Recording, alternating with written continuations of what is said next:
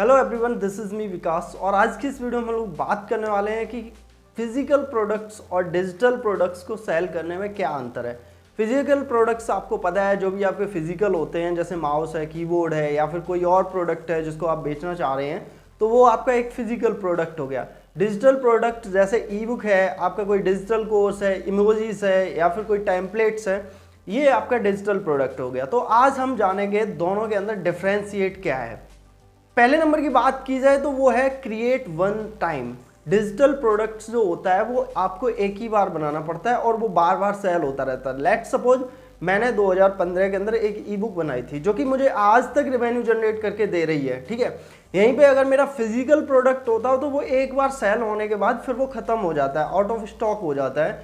तो इसीलिए मैं हाईली रिकमेंड करता हूँ कि आप सभी लोग डिजिटल प्रोडक्ट्स को ही बनाएं। सेकेंड नंबर की बात की जाए तो वो है रिफंड ऑप्शन। जैसे मान लीजिए अगर किसी बंदे को आपकी ई बुक पसंद नहीं आई तो वो आपको रिफंड कर सकता है उस ई बुक को। यहाँ पे रिफंड होने के चांसेस बहुत ही कम होते हैं क्योंकि इसकी प्राइसिंग बहुत कम होती है और आपकी क्वालिटी के ऊपर भी डिपेंड करता है, लोगों को पहले से थोड़ा सा पता चल जाता है। लेकिन अगर यहीं पे फिजिकल प्रोडक्ट्स की बात की जाए तो यहाँ पे भी रिफंड हो जाता है, लेकिन यहाँ पे जो सबसे बड़ा इशू रहता है वो रहता है शिपिंग कॉस्ट का। जैसे मान लो किसी बंदे ने आपका प्रोडक्ट खरीदा तो यहाँ ए डिस्टेंस से बी डिस्टेंस तक आपका पहले प्रोडक्ट जाएगा, उसके बाद में उसकी कॉस्ट लगेगी। और अगर लेट्स सपोज इस बंदे को प्रोडक्ट आपका पसंद नहीं आया और उसने रिफंड कर दिया तो फिर आपसे सेकेंड कॉस्ट लग जाएगी जो कि आपके लिए नुकसानदायक साबित होगी। तो ये था दूसरा सबसे बड़ा रीजन कि डिजिटल प्रोडक्ट्स के अंदर रिफंड की जो कॉस्ट होती है वो बहुत कम होती है और फिजिकल प्रोडक्ट्स के अंदर जो रिफंड की कॉस्ट होती है वो बहुत ही ज़्यादा होती है। थर्ड नंबर की बात की जाए तो वो है अनलिमिटेड डाउनलोड्स। जी हाँ, अगर अनलिमिटेड डाउनलोड्स की तरफ बात की जाए तो जो आपका डिजिटल प्रोडक्ट्स है वो कितनी भी बार डाउनलोड हो सकता है, वो डिजिटली है। आपका एक बार से 1,00,000 बार, 1 करोड़ बार डाउनलोड हो सकता है, कोई फर्क नहीं पड़ेगा। लेकिन फिजिकल प्रोडक्ट्स जो है वो एक ही रहता है, वो एक ही बार डाउनलोड होगा।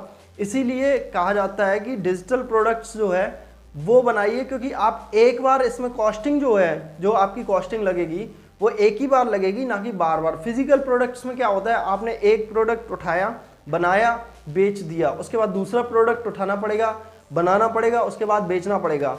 तो और डिजिटल प्रोडक्ट्स में क्या है कि आपने एक बार टेम्पलेट बना ली, उसको डाल दिया, अब जो भी बंदा वहां पे आ रहा है वो उसको परचेज कर रहा है, लेकिन आपने तो एक ही बार एफर्ट्स डाले हैं।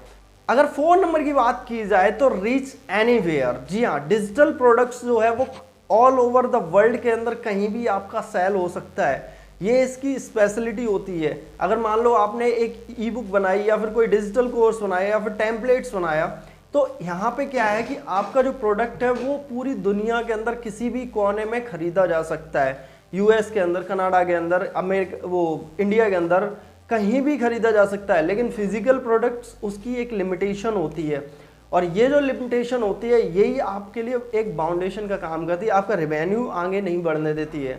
तो ये एक 4th नंबर का सबसे बड़ा मेजर जो मुझे इश्यू लगता है फिजिकल प्रोडक्ट्स के साथ, कि ये हर जगह नहीं पहुंचा सकते आप, इनकी शिपिंग कॉस्ट बढ़ जाती है। एंड लास्ट नंबर की बात की जाए तो वो है इनकी कॉस्ट। जी हाँ, इनकी कॉस्ट जो है वो बहुत ही ज़्यादा वेरी करती है। फिजिकल प्रोडक्ट्स में क्या होता है कि आपका जो कॉस्ट होता है बनाने का वो बहुत ही ज़्यादा हाई होता है, लेकिन डिजिटल प्रोडक्ट्स में ऐसा नहीं होता है। अगर डिजिटल प्रोडक्ट्स के अंदर आपका कॉस्ट जो है वो अगर हाई भी होगा तो वो इन द लॉन्ग टर्म वो आपको प्रॉफिट ही जनरेट करके देगा, क्योंकि वो जो डिजिटल प्रोडक्ट है वो आप कितनी भी बार डाउनलोड करवा सकते हो, उस पर फ़र्क नहीं पड़ने वाला। लेकिन फिजिकल प्रोडक्ट्स जो होता है उसमें प्रॉब्लम होती है, आपके शिपिंग चार्जेस लग जाते हैं, ठीक है, उसकी बनाने की कॉस्ट लग जाती है, फिर उसके बाद में टूट फूट हो जाती है। लेकिन डिजिटल प्रोडक्ट में कुछ नहीं, आपकी वेबसाइट पे बंदा आएगा, सिंपली डाउनलोड करेगा और आपको पेमेंट करेगा। तो ये थे वो 5 रीजन जिनके कारण मुझे डिजिटल प्रोडक्ट्स ज़्यादा बेटर लगते हैं in compare to physical products. I hope so आपको ये वीडियो पसंद आई होगी। अगर आपको ये वीडियो पसंद आई तो इसे लाइक कीजिए, अपने दोस्तों के साथ शेयर कीजिए, और अगर आप इस चैनल पर नए हैं तो इसको सब्सक्राइब करना ना भूलें। तो मिलते हैं हम अपनी अगली वीडियो में, तब तक के लिए thank you so much and good bye.